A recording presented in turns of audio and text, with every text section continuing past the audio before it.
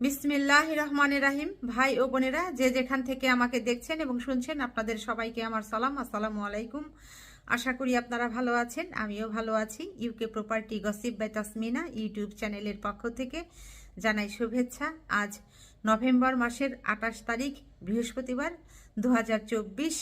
এই মুহূর্তে লন্ডনের তাপমাত্রা আছে 4 ডিগ্রি সেলসিয়াস, তবে এটি অনুভব হচ্ছে মাত্র 2 ডিগ্রি সেলসিয়াসের মতো।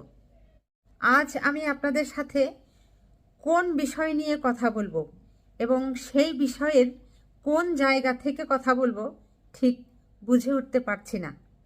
তারপরেও সর্বশেষ একেবারে যেটা লেটেস্ট, সেই নিউজটা নিয়েই আজ আমি আপনাদের সাথে কথা বলতে চাচ্ছি। সেটা হলো যে বাংলাদেশের রংপুর বিভাগে আজ হিন্দু বৌদ্ধ খ্রিস্টান ঐক্য পরিষদের একটি মতবিনিময় সভা হয়েছে।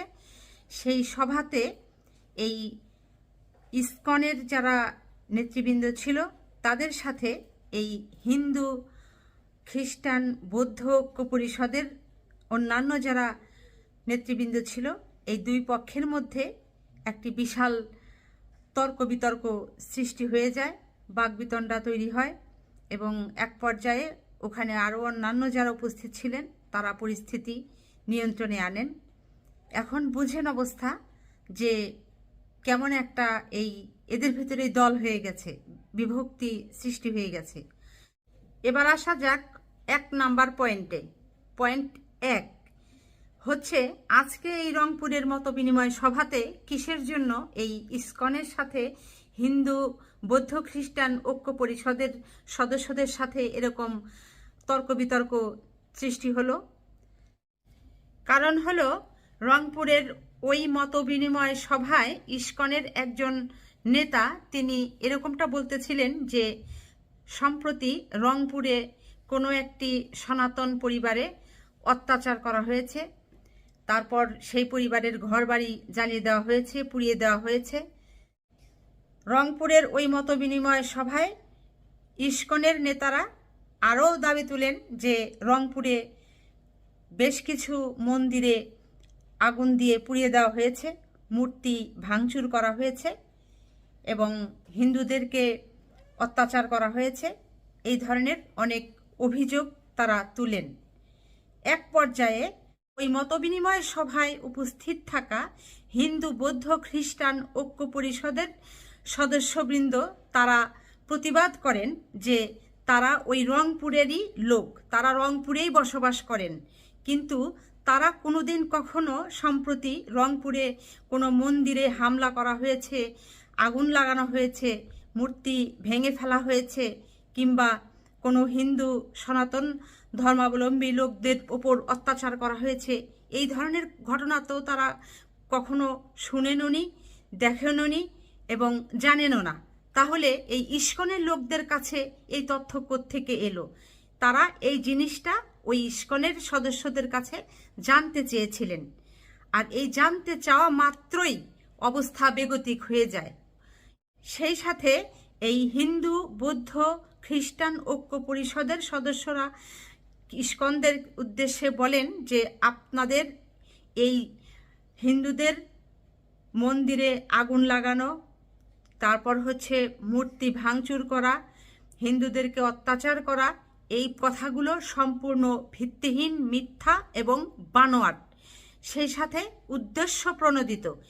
এই কথা বলে তারা তাদেরকে আটকে দেয়। এরপরই বেঁধে যায় উভয় পক্ষের মধ্যে বিশাল গণ্ডগোল।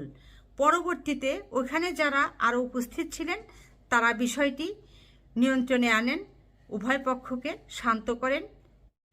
আজকে রংপুরের এই মতবিনিময় সভা থেকে আমরা সাধারণ মানুষ যেটা তাহলে বুঝতে পারছি, অনুভব করতে পারছি যে এই ইসকনের সাথে সনাতনী ধর্মাবলম্বী যারা আছেন, অর্থাৎ হিন্দু সম্প্রদায়ের লোকেরা যারা আছেন, এদের সাথেও তো মিল খাচ্ছে না। এদের সাথেও তো এখন এদের উভয়ের আদর্শের সাথে দেখি ঝামেলা হয়ে যাচ্ছে। ইসকনের আদর্শ হচ্ছে অসত্য প্রচার করা, মিথ্যা কথা বলা, বানোয়াট কথা বলা। অপরদিকে যারা হিন্দু সম্প্রদায়ের লোক আছেন তারা সত্যটাকে প্রকাশ করতে চাচ্ছেন, তুলে ধরতে চাচ্ছেন এবং প্রচার করতে চাচ্ছেন। তো দুজনের মধ্যেই কিন্তু আবার বিশাল তফাৎ দেখা দিয়েছে। আসলে বাংলাদেশ সম্প্রীতির দেশ। বাংলাদেশে যুগ যুগ ধরেই হিন্দু, মুসলিম, খ্রিস্টান, বৌদ্ধ সবাই মিলে ভাই ভাই হয়ে একত্রে বসবাস করে আসছেন। এখানে ছোট বড়, ধনী গরিব, বর্ণ কোনো ভেদাভেদ নেই। একে অপরের বিপদে সবাই পাশে থাকেন, একে অপরকে সাহায্য সহযোগিতা করেন। এটাই কিন্তু বাংলাদেশের রীতিনীতি। এভাবেই কিন্তু বাংলাদেশের মানুষজন বসবাস করে আসছে, চলে আসছে। সবচাইতে বড় একটি খেলা মনে হচ্ছে এটা, যে চিন্ময় কৃষ্ণ দাসকে নিয়ে যে খেলাটা শুরু হয়েছিল, এখন ওই ইস্কন থেকেই বলা হচ্ছে যে চিন্ময় নাকি তাদের বহিষ্কৃত নেতা। চিন্ময় এখন আর এই ইস্কনের কেউ নয়।